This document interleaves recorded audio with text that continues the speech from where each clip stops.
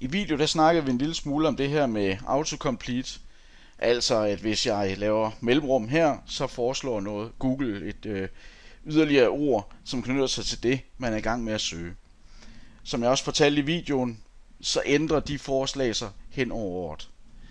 Hvis vi nu går ind i Keyword for All, og ind under det, der hedder indsigt, og laver en søgning, der hedder krukker, ligesom vi gjorde herude, så vil du kunne se, at vores system her har samlet alle de varianter, for eksempel krukker plus A, af gummi, af bildæk, altan, Aalborg osv. hernedad, i en lang liste.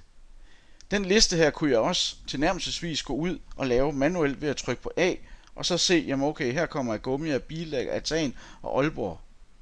Hvis jeg så vil have med B, jamen så skulle jeg slette hen her, trykke på B, og så kommer de søgeord eller de forslag, der knytter sig til krukker her.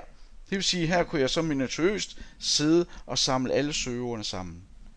Herinde, der skal du skrive krukker, eller hvad du nu måtte søge på, en gang, og så får du alle resultaterne i et hug.